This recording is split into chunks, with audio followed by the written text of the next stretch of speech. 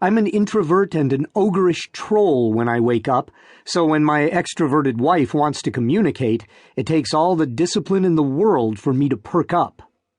The second cup is usually shared around 4 p.m. This time tends to involve recapping the tragedies and triumphs that may have occurred within the Halter family that day. It's the afternoon cup that I most look forward to enjoying.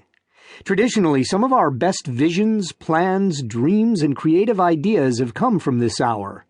We dream about vacations, Ryan getting better, the lives of our girls, church stuff, what our date might be for the week, the month, and a host of other hopeful opportunities.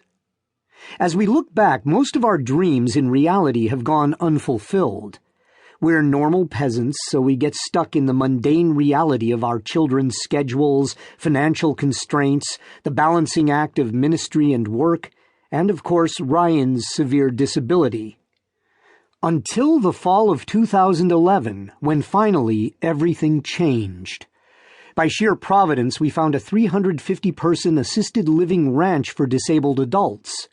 Ryan got accepted into the program and left his 10-by-10-foot room where he'd essentially spent his entire life. We are thrilled for him, and, candidly, we're also pretty excited for us. We can now go on a date without having to box up our food and rush home to scoop his limp body off the floor. We no longer have to say no to our girls if they want to do something with us. We are officially empty nesters, and the options are blowing our minds. So when Ryan's plans were finalized, I told Cheryl that we should use an afternoon coffee time to plan out our new life together. The day came.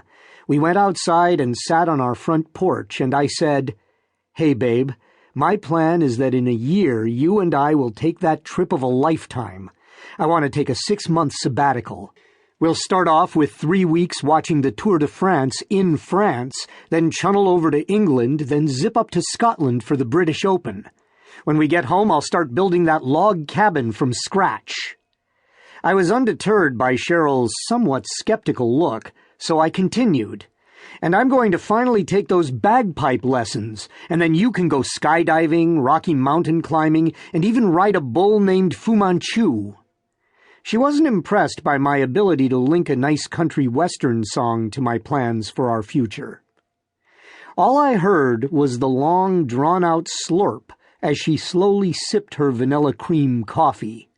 Then she said, "You know, before we plan all this, maybe we should pray about our future."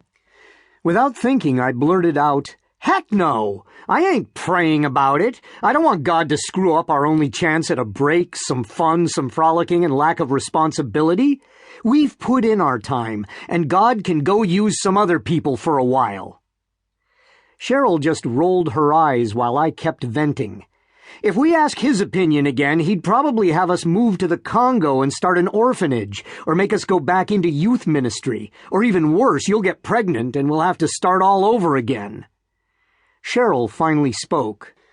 "I'd love to be able to take a few weeks off and do the Tour de France. That would be a dream come true. But now we have time to really help people. We could open our house with homeless teens, or even consider an orphanage type of scenario."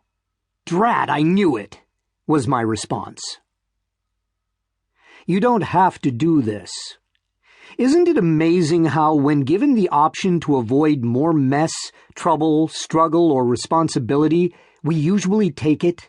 I mean, heck, life's tough these days. The culture doesn't give us a sacred day off anymore. We keep busy with soccer 8 nights of the week, then tournaments on the weekends.